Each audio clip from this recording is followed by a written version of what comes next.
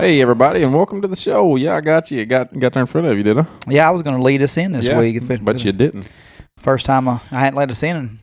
Well, it's been a long time, but you're a go-getter, so I like I'm a go-getter today, and I you like seem to be in a piss-poor mood today. I'm not in a piss-poor mood. I'm just saying I had I'm a believer in having multiple vehicles. That way, when something happens to one, you have another one to go by. And yeah. Our friend Patrick has been fixing a truck that I plan on buying for about 3.5 months. He said it'd take about 3 weeks, and we're looking about 3.5 months. So, he's a little behind, seems like. I don't know. So when I was planned on doing my last radio show, which kind of sucks, you know. Well, no, Kara said you'd posted that you were going to do your last one today. It's just getting on my work schedule. Like I said, had me out in Denver 2 weeks ago. Then I was doing some more training last week. So if I can't do it 100%, where I know for sure I can be there every Wednesday, I don't want to do it. For one, it just gets me out of the loop and gets our listeners out of the loop. Yeah, and nobody knows where they're listening. Not quite as flexible as this podcast, is it? No, we can do this over the phone. We can do it every night, any night we need to every week. Yeah. So yeah. Anyway, as I was going to radio, my car stopped at the worst possible place that you could stop at. First off, I'm damn lucky I got cell phone service. Yeah. Where I was on Bakerton Hill there. So just stopped. Just started shaking. Yeah. About 8 lights lit up. Didn't know a damn one of them what it meant, and right. locked up. And I tell you what, what is not existing anymore is people trying to help a brother out. Oh no, ain't nobody stopping anywhere. And I get it. There's a lot of crazy ass people. Oh, there's crazy people. But I don't feel like in my my office dress here with a button up shirt and dress pants. I don't feel like I'm a mass murderer. I don't feel like I've got that look to me when my hood's up in the middle of 2 curves on a hill. I think I'll probably pick a better spot than that. So I hope there's a hell of a lot of karma. I hope somebody gets a flat tire. No, I shouldn't. I'm not going to say that because I may get it. Tire's done. I'm just saying that people wouldn't even look. And I'm telling you, in that spot, you have no choice but to look at a man right there. And I thought, are you serious? And given I had already called my grandpa to come help, and I'd already called the rollback. Yeah. But so I wasn't begging for their help. Right. I'm just saying. Somebody could stop. At least it say, hey, whether you good? You know what I got? I got 2 little Mexican girls stopped. Yeah. Either one of them speaking English? Yeah. Beautiful. Any one of them know how to work on an engine or anything? No, but they would give me a ride to somewhere if I needed it. So props to the 2 Mexican girls that were sweethearts that stopped. And piss on you, old man, in the old S10 that passed through. Driving, just didn't care. There was a little Hyundai come through. I remember you because I'm waiting. I got a photographic memory, and in the back of my mind, whenever you see them broke down on the side of the road, you're going to stop. I'm going to tell them you're not going to help them. I'm going to stop, and I hope I have a full fountain drink, and I'm going to throw it at them. So I'm saying, here's what I need from you people. I'm going to need you to just sit here and wait for somebody else to stop, because now it looks like I'm helping you, and you're waving me off. So anybody that's seen it, they're not going to stop because they think, he don't need help. I'm just going to drive on. I don't know. It just sucks, but I get it. There's crazy people, so I understand. And probably, most crazy people don't think that they're crazy either. So yeah. Well, I'm about to go crazy today. Yeah. And on you in just a minute, because you come in and mess with me like it was just a fantastic day at the office for you. It was. I like it whenever you're frustrated. So frustrated. I tell you what I'm not frustrated about is our guest who should be calling in is any minute, Mr. Terry Jennings. I've been working on this one for about a year now. Very excited. And, of course, a lot of people will be listening for the first time to the show when Terry tags us in a post or shares it. So we appreciate your first-time listeners. We're located here in Middle Tennessee. For the first-time listeners, we're dab smack between Nashville and Knoxville almost. And yeah. And for y'all, those of you that don't know who he is, that is Waylon Jennings' older son, Shooter's older half-brother. That's right. It was Waylon's firstborn son when I think Waylon was 19 years old when he had Terry. Terry went on the road with him at a young age and really suggest his book. It's called Waylon Tells Him Outlaw Dad. We'll talk plenty about that when Terry calls in. But, yeah, I tell you what, today's the day I can crack open an ice-cold beer. And you walked in with a bottle of water. Well, yeah, I'm going to drink the hell out of it. You're going to just kill that water. I'm trying not to drink this week any beers because I'm going to the beach in a month, and I've started my new diet. How feminine does that sound? I know, but there's a lot of guys going, "Oh, quit being a puss," But yeah. No, man, I started that insanity back this week. So my hamstrings and quads are on fire. Just walking around tight all the time. But I want a beer so bad right now. I can't stand it, but there's no sense in it. No. I'm just going to chug this water and everything else. Yeah. Well, you want to talk a little bit about a concert we went to? Yeah, let's. You want to talk about it after the? Let's talk about it after. Let's give ourselves plenty of time to just in case he calls a little early or anything, and we definitely. We can address who we went and see. We went and seen Cody Jinks. Yeah, we went and seen Cody Jinks, Ward Davis, and Colter Wall.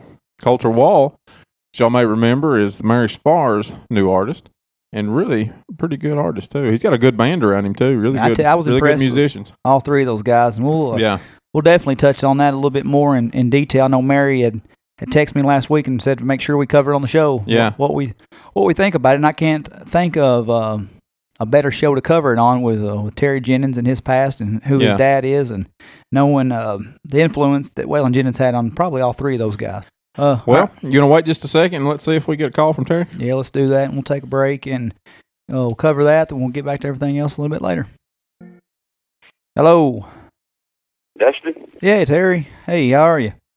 I'm doing fine. How you doing, man? I'm doing great. This is my partner Lucas Hickman here on the show. Hey, Terry, how you doing, bud? Hey, Lucas. Doing good today. Thank you for coming on. Doing pretty good. Good deal. I can barely hear you. You can barely hear us? No, I can hear him. You sound like you're way in the background. Oh, yeah, I'm hiding in a hole back here. Oh, okay. Yeah, how about that? Is that any better? It's a little better. Good deal. He's loud as hell right here next to me, so. Well, hey, like I said, we really appreciate you. I know you and I have been talking for better part of a year since I read the book that we're going to be talking about tonight, and I'll just tell you, really just a big fan of it. I thought it was very well written, and just couldn't wait to get you on here and talk about it a little bit. So, well, thank you, and I apologize for taking so long, but last year was nuts. Yeah, I'd say so. Everybody wanted to talk about it. So, hey, it's better late than never, in my opinion, and. So just to give you a proper introduction, we'd kind of give you a little bit earlier, but once again, we're talking to Terry Jennings. It's the firstborn son of Waylon Jennings, and the book is called Waylon Tales of My Outlaw Dad.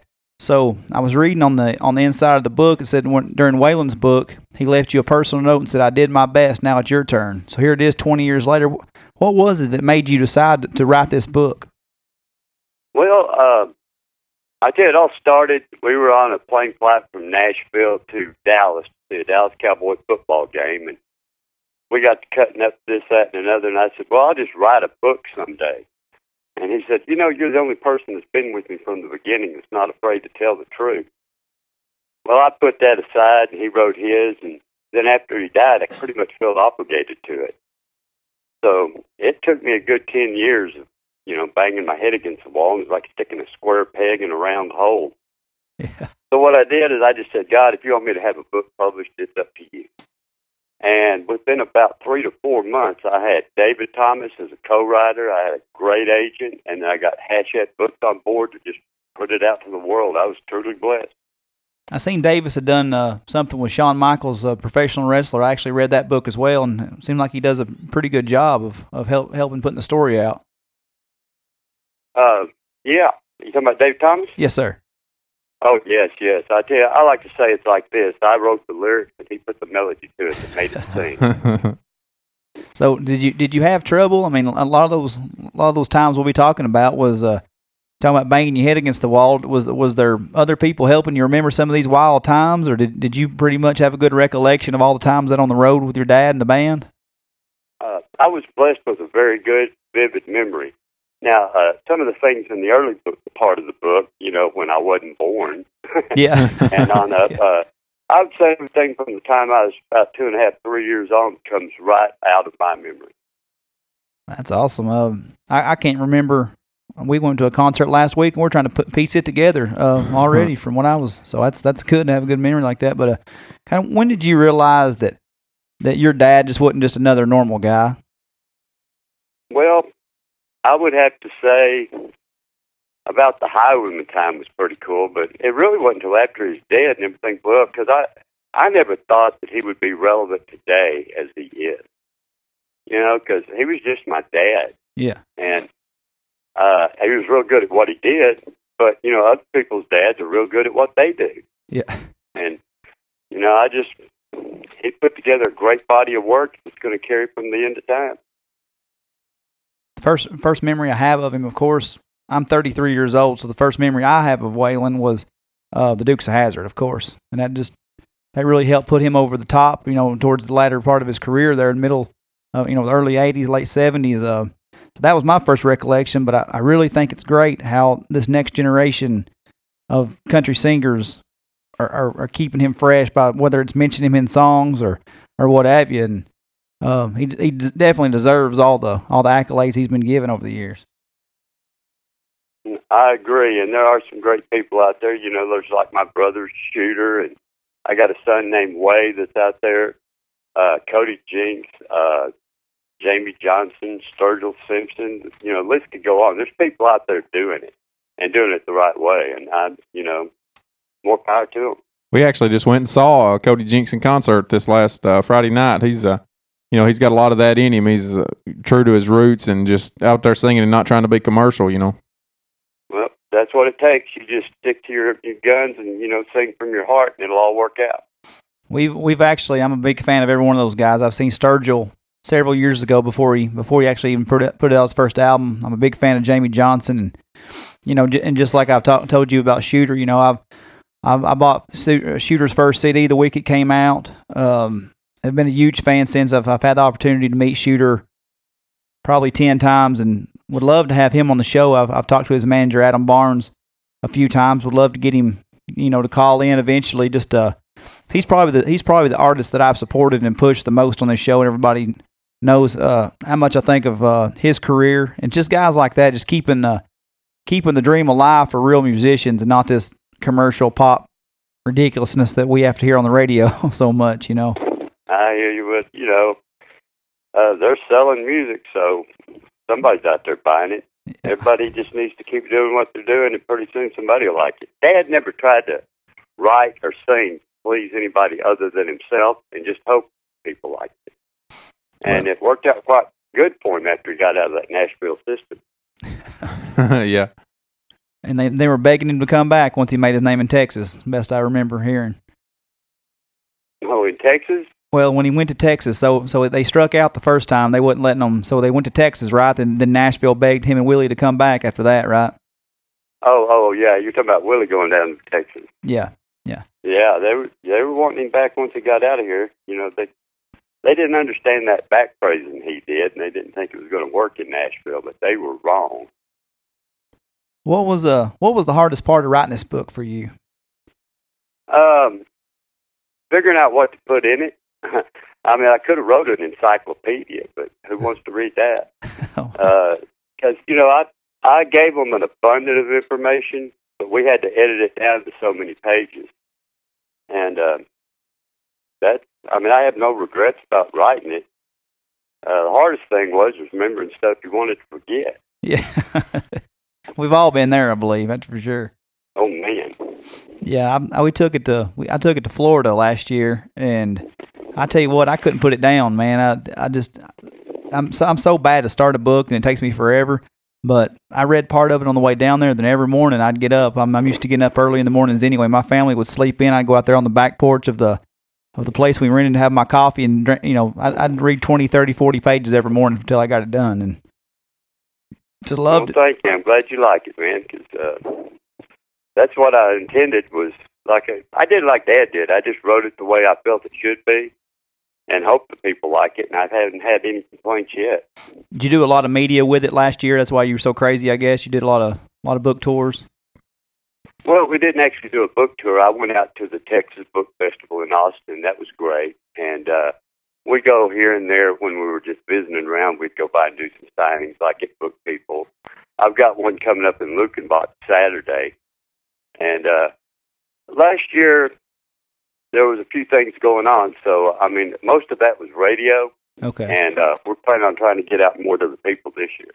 Yeah, I do part-time work over here at a radio station also, and a guy had seen my Facebook post today and said he thought he saw you were coming close to Tennessee to do a book signing, but I guess, did he see that wrong? He saw that wrong, but we are trying to make it down there for, I don't know what they call it now. They used to call it fanfare. Yeah. And try to do something during that event.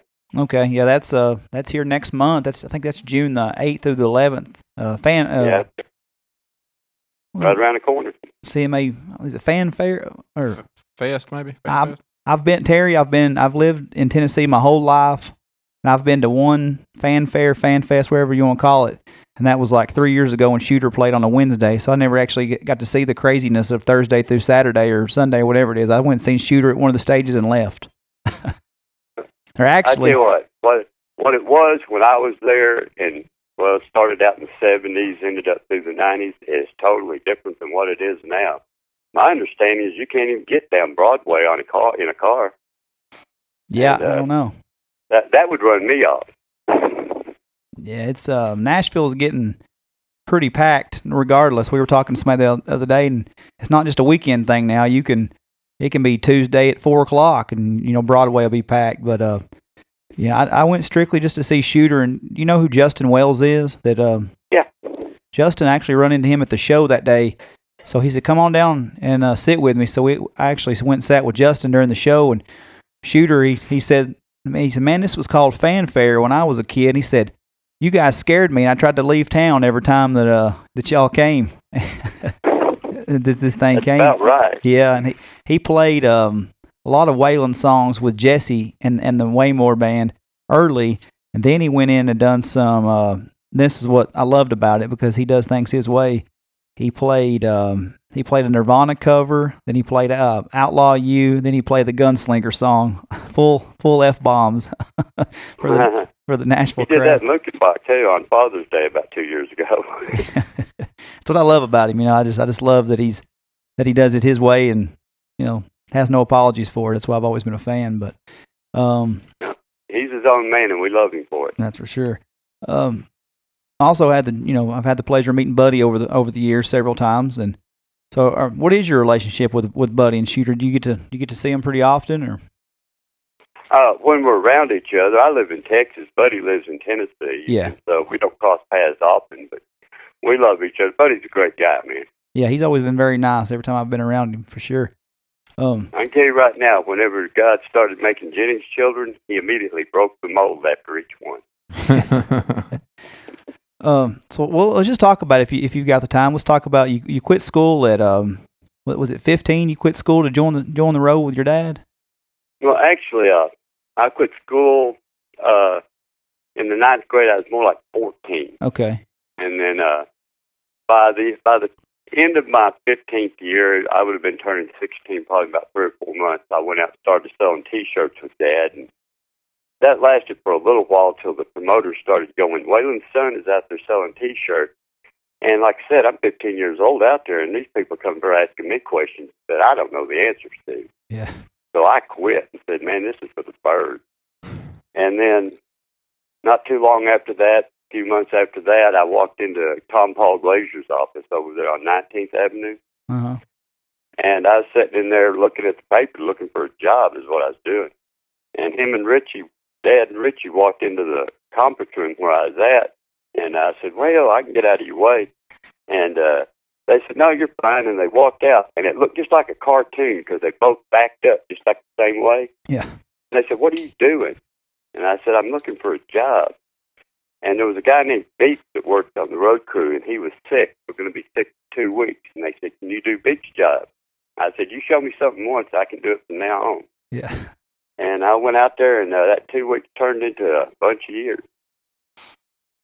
Yeah, I remember that story now. Like I said, I apologize if I forget some things. It's like I said, it's been a year since Not a problem. But yeah, so how many years were you on the road? Let's see, 72 to 86, 85, 86. So, man, you were right there at the peak. Good at it. Yeah. So you were there with. I was out there long enough, I'll tell you that. Oh, yeah, I'd say so. I'd say it runs together a whole lot after a few years. The last time I moved to Nashville in late 80s, And I moved down there, and Dad said, well, now that you're here, what are you going to do? And I said, anything but get on a bus and leave town. I'd say you had to be, so even though you grew up around it, was it still a big deal to see the Highwayman on stage together? Well, I wasn't out on the Highwayman tour. Okay. But I got to go see him a couple of times. And my favorite thing, and I am a little bit biased, is for once and for all, you could see who the real singer and guitar player was up there. And who was that? Dad. I just want to hear you say it. No, all them guys, they built their own empires, and that should be the Mount Rushmore of country music, I believe. I mean, to get those four guys together, and, you know, they had their own things going on, and they just got along great. And it was just magic up there. Yeah, and I'm glad they're like I said, they're being appreciated now, probably more so than probably ever. And it's a shame that after people pass away, they get that acknowledgement and people look at them in a different light, you know. But Waylon was by far my favorite of those four. I'm a big Hank Jr. I'm a big Hank Jr. fan. I'm a big George Jones fan, and I kind of put those two. I would put George just a little above Dad, because I tell you what, boys like that just don't come around but once in a lifetime. And wasn't your dad quoted saying, I'm paraphrasing him obviously, but he said if everybody could pick how they wanted to sound, we'd all sound like George Jones? That was it, yeah. Yeah. So some of these stories, I don't know how much you want to talk about on here as far as just giving away your... There was one story I thought was pretty funny, and that was when you were about 13 years old and got caught with pot. Yeah. do you want to tell some of these stories? You just want to save them for people to read your book, or? Well, I can tell that one. I don't want to sit here and read the whole book. Yeah, you know, I understand that. Well, you don't have to. You don't have to tell that one. But I just some of my favorite ones were that one and stealing Hank Jr.'s girlfriend. That was also another funny story that I stole her car. I didn't steal her girlfriend. That's not how I read it. Okay. That makes more sense. That's my story, and I'm sticking to it. Hey, man. Nobody's gonna argue with you here. So. And then the other, I tried to. That's long forgotten. No, I tell you what. I mean, that next morning or next day after all that happened, because I had when I got back, I had hit another car in the parking lot of the Bluebird. Yeah. And I left all my information on the windshield wiper, and they called me, and that was like $700. So I just got up with dealing with that when Hank called, and I was not in a good mood. Yeah. And when he started in on me about that car I said, man, you bought her insurance, didn't you? And I don't think he liked that one a bit. Hank's a little known to be a little ornery himself too. So. No, he's a good guy, man. He's one of my favorite. I don't want to watch football with him. No, because what is he a Steelers fan?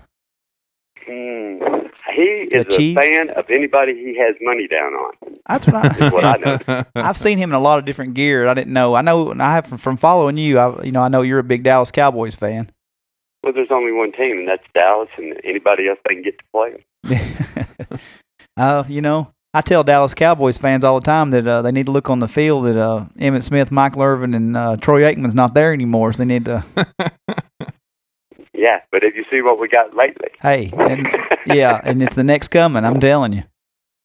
Man, we had a good draft this year. This is our year, but I say that every year, but I mean it this year. Yeah, and I don't dislike Dallas. I just always joked, they played here in Nashville about 4 years ago, and this fan was just letting us have it. And I was like, man, y'all are 8-8 every year, just like we are. And that's before the Titans really kind of sunk for a couple of years. But I said, you need to get out of 1995, brother. I said, Emmitt and Aikman ain't down there, And we, that's just arguing back and forth. But I do think Texas does apologize for sending y'all to Oilers. Hey, we're just happy to have anything here, man. We're just happy. To have I've yet to see them play. I bet it really is. They didn't have football when I was living in Nashville. The Oilers didn't move until after I left. They struggled the first couple of years because they played in Memphis and nobody came. Then they moved to Vanderbilt and it still wasn't good. But the first year, I mean, they actually were spoiled because they moved here in 98, 99, and then they went to the Super Bowl the very first year here. Missed it by an inch. Missed it by an inch. Then it's been downhill ever since. But kind of like your Cowboys, we've got all of our position players in place. I also had a good draft, so we improved from 3 wins to 9 wins last year. So it's looking up here for sure too. Ball for Tennessee in the Super Bowl, man. T for Texas, T for Tennessee. That's it. That's about what I was about to say. I'm not rooting against Dallas. Hey, I'll let them be in there all day long. As long as Tennessee comes out on top now. I hear you. So all the years on the road, we won't talk about that, as much. But I mean, when did you decide? What was it that final time that you just thought, man, I've done this too long. I've been out here, and it's just time for me to go home for a while. Well, I was burned out. I mean, you got to realize that was back in the 70s and 80s, and we were, nowadays they have these structured tours. I wish we had them. They go out and do like 30 days, and they've got time off in between and everything. We were out there doing 200-plus shows a year. It was just go, go, go, and whenever we got home, it was go to the studio. And the minute you got out of the studio, it was go back out on the road. It was nonstop. And after going that long, I needed a break from it. I mean, I'm not Willie Nelson that can live out there for the rest of my life. Yeah, he's sure trying, isn't he? Well, I think as long as he keeps moving, he's going to be all right. Stopping might be the thing that hurts him the worst. That pot may not be that bad for you after all, huh? Well, you have to ask him about that. Yeah. I tell you, I might ask him if I ever see him about finding his car back behind Caesar's Palace somewhere. That was another one of my ornery moments, yes. That was my favorite. I think it was my favorite story from the book. Well, man, I tell you what, you catch me on the wrong day, and I'm liable to do anything. Well, that was back in the day. I try to be nice now. Is that the Jennings side? Yeah, that's exactly what it is. It'll come out there and grab you every once in a while.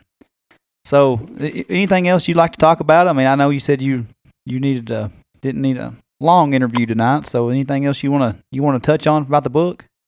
Well, I just want to make sure everybody knows that it's in all the bookstores and all the places you can buy it online. Next week, week after next, it comes out in paperback. Okay. And if you go to waylonson.com, that's my website. There's links to go out and get the book at different places. So go out and buy a book. Buy 2. Every house needs one. I agree. Yeah. Every bookshelf you got needs a Waylon book. I stole that line from Dad, too. For all of our fans, that's you can go to Amazon, Barnes & Noble, and Books A Million and get that book. You also find Terry on Twitter at Terry Jennings33. You can find him on his Instagram at Terry V. Jennings. You can find him on his Facebook at just Terry Jennings. Terry, man, thank you so much for being with us tonight. Social media. What's that? I'm running out of names for social media. Hey, there's probably people out there. Terry Jennings are out there. Yeah, I was saying there's probably people out there snatching that one up before you get to it. I'd say, waiting for you to buy it from them. I really enjoy all your throwback pictures you put on Instagram and Twitter. I follow you. I don't know if you follow me. I know you follow our podcast pages. Well, I'll sure look you up when I'm through and make sure I am. Yeah, I'm not sure. I just know I see you pop up every now and then on our podcast Instagram, but yeah, I love it. I love the Waylon Wednesdays, and I love all the other throwbacks that you put on there. It's so anybody's listening, Terry's definitely worth a good follow if you love good old school country music stuff. And I recommend the book. Highly recommend it. That's Waylon Tales of My Outlaw Dad. Very good read. I'm gonna try to go back and read it again, repolish my memory on everything. I had a few beers in Florida last year when I was reading it. So well, thank you, man. I appreciate it. And, I put a lot of work into it. I hope people like it. Yeah, and I anybody that appreciates, like I said, you were very honest in it. That's for sure. I don't think we can stress that enough. Just how honest you was in that. Talking about not only your own struggles, but your dad's struggles that were well publicized in that time with all the stuff he had going on. Not only the celebrity that he lived, but some of the demons that he carried with him and some of the things that you went through. So it just shows about your progression in life, where you're at now, the peace that you're at in life, to be able to sit back and talk about this, comfortably now.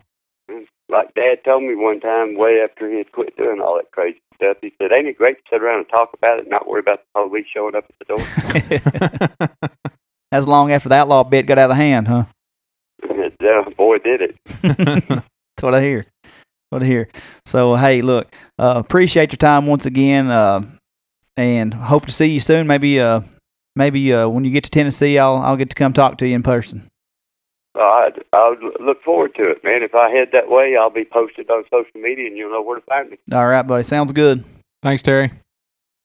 And thank y'all. Y'all have a blessed evening. All right, you too. Bye-bye. Thank you. Bye-bye. See you. That was Terry Jennings, everybody. And Dustin, might I say, you did quite a good job with that.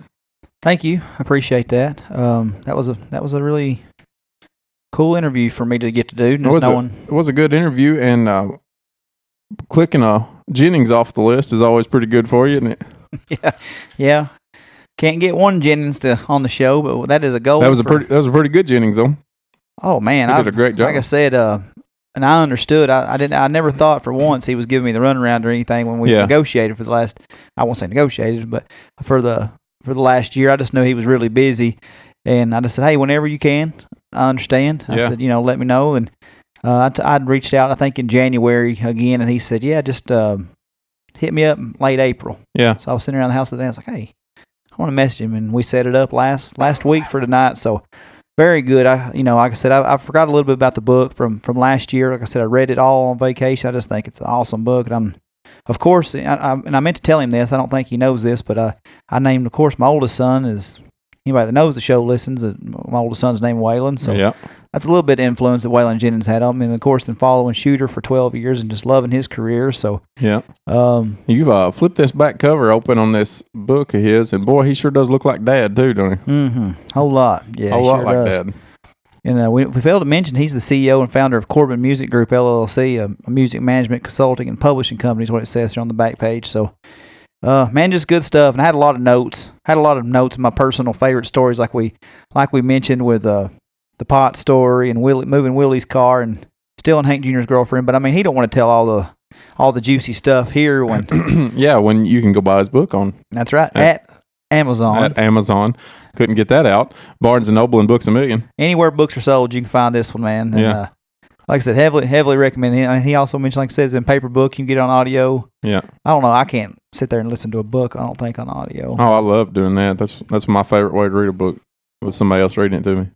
Is it not like a Ben Stein monotone or something? Oh, gosh, no. They usually get somebody that's really, really good at reading. They can read a lot better than I can, because apparently I can't even read off of a blank piece of paper here that somebody wrote notes on for me. Yeah, but I scribbled the hell out of it. Yeah. That's how rushed my job, how chaotic my job is now. Like I said, I had to quit my radio show just because I don't know what when I'm going to be traveling and stuff. And most of the time I got this stuff so well typed out, and I apologize to Terry if it come off anyway, but good, because I promise I really put a lot of time and effort and details usually into these interviews, and I literally had to rewrite just on paper tonight, not to make myself look bush league here, but yeah, nobody else seen it until you told them. Though. Well, I'm just be honest with you. I'm always honest on this show. Too honest sometimes. Yeah. Well, let's honestly talk about Colter Wall, Ward Davis, and Cody Jinks, Cody effing Jinks, for just a second. That concert was fantastic. I'm glad whoever you had originally asked dropped out on you My and wife. took me instead. Fantastic. Yeah. Yeah. It come down to the last minute. My wife never says like she always does say it when I order tickets. I'm like, hey, I got tickets, so I don't want to go. Oh. Either she hates me or she didn't want to ask for a babysitter. Probably a little bit. I'll say a little bit of both. Yeah. But that's just on her. I mean, well, if you come home and there's a babysitter at the house and your wife's gone, you know which one it is. Yeah. Then I wonder where the hell my wife's at. Yeah. So I mean, she. I've slowly gotten her away from bad country music. Yeah. Even she hates Florida Georgia Line now. Good. Even though she never was like, she didn't sign up for their fan club, wear their T-shirt or anything extreme. Right. But she, I mean, she's went to Shooter shows with me and Jamie Johnson and who else? She hadn't seen Sturgill with me. But yeah, I mean, she's listened to some Cody Jinks. I've made her listen to it when we're in her vehicle. Yeah, Cody Jinks needs to. His music's fantastic, but the recorded versions are. But he is fantastic live. His voice is amazing live. He needs to get on that. Chris Stapleton bandwagon, and whoever's producing his albums needs to get on that Cody Jinks bandwagon, because his voice has got some gravel in it that just ain't coming out on these songs I've been listening to. Yeah, I don't know who honestly, I don't know who Cody is signed with or whatever his record. Dave Cobb, of course, is the one that produced Stapleton along with Shooter and Sturgill and a lot of these badasses that we listen to. Yeah. Dave Cobb's had a big hand in those, but yeah, I don't know. And that was the first time I'd seen any of these guys, and I like to give a shout out to Mary Spar. Of course, she said I was hoping she'd be there to catch up with her. And she texted me that day and said, "Hey, buddy, I'm knee deep in work, man. I'm not going to make it. Make sure you introduce yourself to Colter. Make sure you introduce yourself to Travis, who was doing merchandise for all of the guys that night. Which he was a cool guy. Travis was a really cool guy to talk to. Colter, man, of few words. Yeah, man, of few words, and unassuming whenever he walks out on stage. Real, kind of tall looking guy. We'd get up beside him, he wasn't as tall, but he's so thin that when he walks out there, is really unassuming. Coming out there under a big low slung hard hat or cowboy hat. No, I've got work on the mind. He didn't have a hard hat on. He didn't have the village people started on or nothing. No, he come out there and talk about a deep voice. You do not see that coming whenever that guy walks out there. Yeah, not at all. I mean, he was rattling the rafters in that place. He's really on to something special because there's nothing like him out there. That's for sure. I mean, Mary Spar is on to something with him, and I don't even know how to react to it. I just know that dude was a really personable guy when you and I went back there and talked to him. Yeah. And we took probably 10 pictures with him because we couldn't get a flash right or couldn't get this right, couldn't get that right. And if anybody in this hates pictures worse than you, it's him. Yeah, oh yeah, I'm sure he'd look. Well, I don't know about that because I told him, I said, we've took more pictures with you than anybody's took all night. And he goes, "That's all right, man. You got to get it right." And you do have to get it right because you never know when you're going to see him again. So yeah, so he was pretty cool, man. He's a laid back cat and just walking around and real personable to everybody that come up to him. He probably spent an hour and a half back there, maybe even 2 hours back there talking to fans, taking pictures, signing autographs and stuff. Yeah, he's back there forever. I mean, and Mary said he would be because she said I'd bring you backstage if I was there, and I said no big deal. I'll catch up with you sometime and I'll see those guys. Yeah, and she said make sure you talk to him. So yeah, he was out there. He kind of. Was it during Ward Davis' set he come out there? Well, he come out a little before Ward's set, a little before Ward got started. Okay. When the lights were still on, he slid back there to the table and started signing autographs and taking a few pictures. And then, man, as people started realizing he was back there, they flooded him, crowded him back there. And then Ward got to singing. It never let up, man. Ward's set was almost over whenever I seen the last person taking pictures with him. I don't think he ever quit. I think he just kind of slid around to the other side and started signing autographs over kind of out of the way. And I'll be honest, I never had heard of Ward Davis till prior to the show when I bought the tickets, and I never even listened to him when I got the tickets. It was about a week before. Yeah, I finally started listening to him a little bit on iTunes and Amazon. And yeah, for those of you that don't know, I don't know if I've said this already or not, but the Ward is a local guy from down around Hartsville, so he moved out from Arkansas to Hartsville, is what he said. Yeah, me and him tried to have a conversation. He also mingled. Yeah. And then it seemed like he had a pretty good time and I had a pretty good time. And our conversation really went nowhere. I walked back there and shook his hand and said, "Hey, man, you did a fantastic job." And I told him, you said you was from Hartsville up there, and asked if anybody knew where we're at. I work, less than 10 miles away from Hartsville, and while I don't live 30 miles away from Hartsville, he goes, "Cool, man." Yeah. And shook my hand and walked off. Yeah, that's. I think that I told him. I started off a little less obvious. I said, "Hey, man, you know where Hermitage Springs is at?" He goes, "Hell no, I don't know where Hermitage Springs is at." I said, "You know where Lafayette is?" And he said, "Yeah." And I said, "All right, well, I think you said something about Hartsville. My buddy said said something about Hartsville. I didn't hear it." And he goes, "Yeah." And I said, "Well, we're close to Lafayette." Yeah. He goes, "All right, man. Yeah, I know where that's at." Then, AKA, I really don't give a shit, man. Where's the, yeah. But he was nice, and I really liked his music. Yeah. But I still think Cody Jinks stole the show, man. Oh, he for sure stole the show. He even he come out in the middle of Ward's set and stole Ward's set a little bit. Yeah, what they play together? That's Whiskey Bent. Didn't they play Whiskey Bent together? Maybe that's what it was. And they sung that. There's a song that they wrote together. I don't know if Ward sung it or if Cody sang it. I don't know. They did another one, and Matt Mayberry, who was also there with us, and I just seen Terry Jennings just accepted my Facebook Messenger from June 16th, 2016. So apparently that's when When y'all started talking? No, he never saw this Facebook Messenger until he added me on Facebook today. We've been friends on Twitter, and we've been following each other on Instagram, but it's funny to read this book now, and yeah, that's funny. Yeah. He's messaging, the little 3 dots are popping up right now, so yeah. That's pretty hilarious. Hopefully he doesn't try to answer that question in particular, that last question there. Hey, he did say, you guys are great. Thanks for having me on. When will it be on YouTube? Well, it'll be up later on tonight. Yeah, I'll message him in a minute. Yeah. But yeah, hey, Cody Jinks and Mary said they're about to play so-and-so, and Cody Jinks is going to come out. And I was like, no way, he won't come out on stage before his set. Yeah. And then sure enough, he did, and they played that song together. And dadgum, I wish I could remember. Yeah. To me, Pops.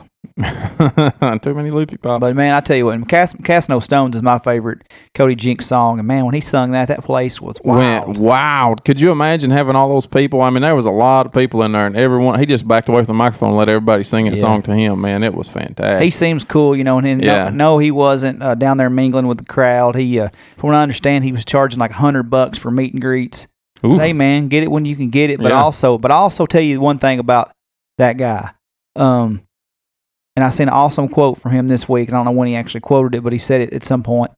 He said, people don't believe it. We've played in crowds with 5 people more often than we have 500 people. But I'm telling you what, you better go see him now for $20. Because he's about to get big. Yeah, it's going to be next time you see him, it's going to be 5,000 people, and the tickets are going to be $50. Yeah. It's gonna be, in his defense, though, everybody else come out after their sets, and everybody left after Cody's set. Yes. I got confused there what you just said. I thought you tried to hoodoo you a little bit. Yeah, I didn't know where you was going. But absolutely awesome. I like to see the humbleness in guys like that. Yeah. It's a similar path a lot of these guys that start on, and that's why I love it, man. A lot of these people go to stadium shows and arena shows, and they pay you $150, $200 to see their favorite artist. There's nothing more that I love about my favorite musicians that I can go see these guys for generally always under $25. Yeah. In a standing room only room. Mm-hmm. And I'm not at the point where I'm not going to bum rush the stage, try to get up front. We kind of hung out by the bar area, by the merchandise there, and just kind of you can just admire it from afar like that. And I think you made it 7 rows. 7 rows from the stage, 8 seats in there at one point in time. Yeah, 7A. Yeah. That was very short. Yeah, a short period of time. And that was very short. Yeah. I think it was enough for me to say that I went to 7A, seat 6, or whatever in the hell they said. And then it was back to the bar area. Yeah. Talking about Cody, appreciating that and doing what he's doing. Ward was telling about how appreciative he was of Cody, recognizing that real country music and stuff like that. And that's how that actually got tied together. Ward wrote that song with Cody. And then he's been on tour with him for the last year, drug him along up through there. And he was real appreciative of that. Ward's a great big unit, too. He's a tall cat. He was taller than I thought. And they were in Memphis at I think it's Minglewood Hall or something like that, the very next night. And another guy that's been on the loop with Cody for about a year or two now, Whitey Morgan, who also was getting a very big following. His shows sell out everywhere he goes. Yeah. He wasn't performing, and he may have snuck up there and sung with him. I hadn't seen it, but I just know that he said he was going to be there supporting them, hanging out. And Whitey was also at the infamous show that I've talked about 1,000 times on his show at least, where the Greenhouse show with Shooter Jamie, Justin Wells, Sturgill, Hellbound Glory, and Whitey Morgan. And he's a big a Waylon fan as you see. I mean, he really patterns himself after Waylon Jennings, and I got to see him 2 years ago at can't you remember the name of the place? Used to be at the Loretta Lynn Ranch down there. I'm going blank on the name of it, but he opened for Kid Rock down there, and I can't remember the name of the venue, but it's a really cool place. I've seen Jamie Johnson and Willie Nelson there several years ago. And Kid Rock has his fish fry there every year now. He's had 2 of them so far. Down at Loretta Lynn's ranch?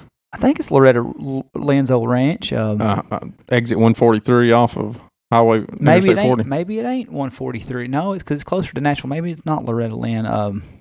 Damn it, what is the name of that place? I wish I could help you, brother.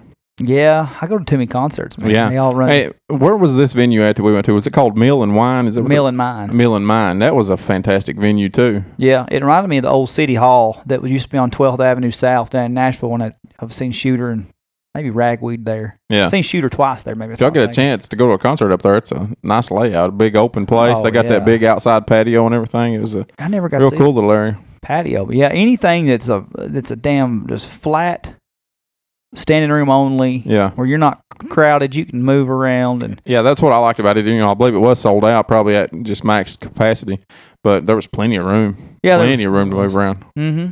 Yeah. But yeah, awesome Good time. show. Glad we Good got show. to go Good. Glad to see those guys, and got introduced to Ward Davis, and got to hear a little bit more of Colter. Mm-hmm. That's the I don't know the next concert that I've got coming up after that. Tell you one I don't have anymore. I don't have the Luke Bryan one anymore. Oh, how'd you get out of that? We sold the tickets. Well, that's fantastic. For anybody listening thinking, how is this guy going to push all this And awesome then go see country Luke music? Bryan. Here's the deal. Happy life. And my wife is a Luke Bryan fan. Even though I've tried to stray her away from everybody, all the other evils of country music. She can't get past them bedazzled jeans. She loves Lukey and those jeans. Mhm. And so being the awesome husband I am, I surprised her with 2 tickets. And then I immediately started asking her friends before I even surprised her with the tickets. Hey, would you like to go with Lindsay? Hey, and I even asked her sister. Turns out it's my youngest sister-in-law's college graduation, and it's going to interfere with it just enough. She goes, I'm just going to sell those tickets. I was like, well, honey, are you sure? In the back of my mind, I was like, hell yeah. So, yeah, we sold them. So, I don't know the next concert that I'm going to be at, but I'm sure I'll have one. So, Yeah. Jamie Johnson's coming to the Shed. You going to the it? Harley shop. I'd like The to. Shed? The Oh, Shed. in Maryville? Maryville. Yeah. Which anybody that's listening that has not been awesome venue to watch, it's the Smoky Mountain Harley shop. They have a shed called the Shed Yeah. out there. Man, they have That's fantastic concerts out there in the last year or so. Oh yeah, I've seen Shooter out there. I've seen Ragweed. I've seen Cody after Ragweed. I've seen Chris Knight. Sturgill's been there. Blackberry Smoke plays there. Whiskey Myers is there this year. Mm-hmm. Just outstanding. That style of music. If anybody's listening to this show for Terry, You've seen Chris Knight there, or he's? I did see Chris Knight there. I thought when we talked to him that he was. Didn't know where was that? No, he actually is not allowed there. Actually, Scott Maddox, the owner, banned him. I think for the way he acted in that night. Best of my recollection of that. Who was it that? Someone we talked to did. Yeah, I can't remember. I thought it was Chris Knight for some reason. But I think most of the artists we've had, like Justin Wells and Josh Morningstar. Both. Oh, it was Jason Eady. Jason Eady. Yeah. had wanted to play there or had played. I thought he said. I don't think he had. I don't think he had been there. Played there. Yeah. Okay. I thought he played there in 2012. Is what he was saying. But anyway, yeah, it wasn't Chris Knight. He played there once, and that would be it. And that's a game over. And Justin Wells and Josh Morningstar both had said that they. I know Josh said he was supposed to play a show there one time and something happened. Mm-hmm.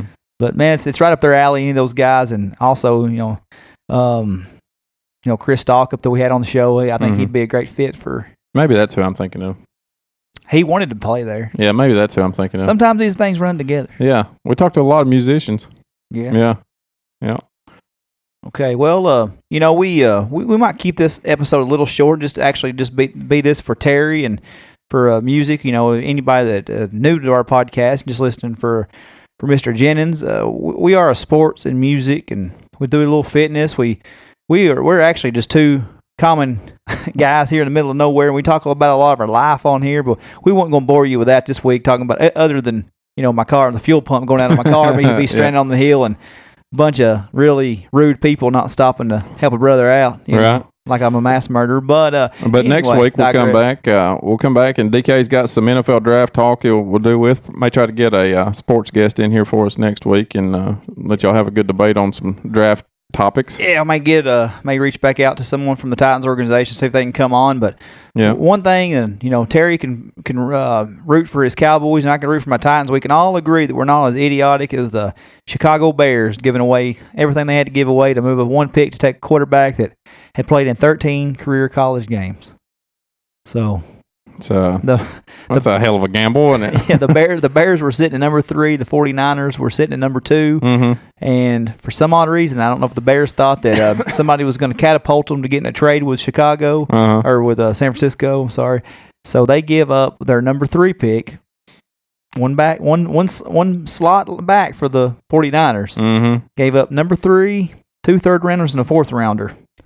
And took a quarterback that had played in 13 career games at the powerhouse college football program that is the North Carolina Tar Heels. Well, maybe they're just trying to make that big gamble. Maybe they see something in him. Well, they might. And then, he's a big, strong, looks like a corn-fed white boy that can throw the football down the field. So that's what... yeah, maybe that's what they're gambling on. I don't know, but we'll talk about that. Also, next week, hopefully by this time, we'll be talking about the Predators being in the conference finals. We've kind of... I got away from Predators Well, this it's year. a little bit of a joke, but because Carlos Huesca, one of our listeners, has been down my throat all year about DK needs to learn hockey, DK needs to come to hockey. So every time he says that, I'll say, hey, man, has hockey season started yet? And I've done it all playoffs. He's like, DK, they swept the playoffs first round. I went, oh, so is it started? Hockey has started now. Did you ask him, so is that mean that's how they start the season with that, or what does that mean? He just is such a good troll that I try to just troll him a little bit too. Yeah, go get it to him. But yeah, a little bit of news before we get off here this week. If anybody hasn't seen it yet, y'all go check out our new webpage out there. You can find it at OLR Podcast or OneLaneRoadPodcast.com on both of them. I got both of them, yeah. So you can go to either one of them. Put that .com after any of them, put all the words together, all the letters together, and you got us. Yeah, and make sure you hit the favorite button on there. Save it to your favorites list on your whatever your favorite websites. We don't judge you on your websites. Whatever your favorites are, yeah, man. Lucas has never really done a web page. He just kind of he bought the domain name last year and messed around with it. Never could like what I was doing. Been looking at some other ones here lately, and kind of finally got it tied together and figured out what it is I want to do. So it's up, it's running, it's out there. Go check it out, and we'll update it with this new podcast on it here after a little while. That's right. I thought you did a remarkable job on it. I was pleased with it. It's definitely something I couldn't have done. I'm not a computer savvy guy, so I thought you did great, and we'll have to add Terry to our list of that's one cool thing that he's got on the drop down menu. You can find all of our previous shows. It's got our YouTube link, our iTunes link, and another cool thing, we've got pictures of all of our previous guests and contributors to the show. For the first year. We just, as you know, just celebrated our first year anniversary, and it's another reason we're going to keep our show a little bit shorter. We went a little over 2 hours last week. A lot of people don't get that podcasts are supposed to be long a lot of times. It works pretty well if you're going long form. That you can get a lot more out there in 3 hours, especially if you got a guest. But sometimes it's nice to have a short one out there too. But most of the ones that I listen to are 2+ hours long all the time, and that makes for all that driving I do each week, it makes that a lot easier. Yeah, I follow some wrestling podcasts. I'm not ashamed to say it, and they're all 2 or 3 hours long, every format there is, and but I drive 2 hours almost a day, so right. round trip. So there's links to our social media on the website. You can click on it. It says Twitter, it says Instagram, it says Facebook, and it'll take you right to our One Lane Road podcast social media pages, and go ahead and plug those what they actually are if they want to just go out there and find them. Yeah, that's right. On Facebook, you can search for our page, One Lane Road Podcast. Then, of course, Twitter and Instagram both are at OLR Podcast. I post pretty frequently on that, and sometimes I forget which account I'm on because I've got double, which is it's a lot of work. Sometimes more than you would think. So a lot of times I'll tweet something and mean to tweet it from the OLR, and it'll be from my page, and I'll just go to OLR and retweet it. Right. So basically, I'm sure a lot of my friends are tired of seeing the same stuff over and over and over twice. But if you're not going to promote you, ain't nobody else going to. Nobody else going to stroke you like that either. So we will plug our own stuff, and so I hope that you guys, anybody that's a fan of Mr. Terry Jennings that listened, you can go back in our archives. We've got interviews with Chris Knight, Cody Canada, Chris Stalkup, Josh Morningstar, Justin Wells, Jason Eady. Anybody that I'm missing, I apologize. Hoping to add a couple more names to that list this year. I've talked to Julie Roberts a time or two. We'd love to have shooter-ons we've mentioned in the past, and wouldn't mind to reach out to Cody Jinks and Colter and Ward Davis after we talk to them and maybe have those guys on it. I'm just a fan, man. We're just a fan of that kind of music. It's that's what keeps me sane. Listening to loving the. Yeah, it's sure. After a long day at work, some Cody Jinks or somebody like that sure makes that drive home a lot better. I'm on that. Keeps you from just swerving off the edge of the road sometimes. I haven't took Jason Eady's album off repeat since I got it. Yeah. And Stapleton's comes out this Friday. He's releasing 2 albums this year. It's the first half coming up. So yeah, man. We grew up on the. Especially, I don't know, can't speak for Lucas, but I grew up on the Hank Jr. and Waylon and George Jones and Merle Haggard and, Creedence Clearwater. You're right. Stuff like that. So it's nice to know when country music sucks on a mainstream level that you've got these guys like everybody we've mentioned on this show to keep it going, whether people are noticing or not. And there's a lot of monsters lurking off in the tall grass right now too. These guys are coming up, and as soon as some people start noticing these guys, they're going to be out there. They're going to be blaring all over everybody's radio. Yep. So just to wrap it up, like I said, once again, thank you to Terry Jennings. Well worth the wait. I could have talked to him a lot longer, but didn't want to push the interview too long for him, and didn't want to tell too many of the good juicy stories that that he wrote. There's some good ones in there. There's a couple here that he probably don't want us to mention right now, but there's some real good $1,500 stories in there. Oh yeah, the $1,500 a day stories. Some I read in the Waylon book and this one, but yeah, like he said, I wanted him to tell a few stories, and he said I don't want to tell a book, and I get that completely. So once again, Terry Jennings, the book is called Waylon Tales of My Outlaw Dad. You can find it anywhere books are sold. Audio, paperback, hardcover, whatever you prefer. It's all out there. And look it up, man. It's well worth the read. Thank him again. And this is the OLR Podcast. Thanks for listening.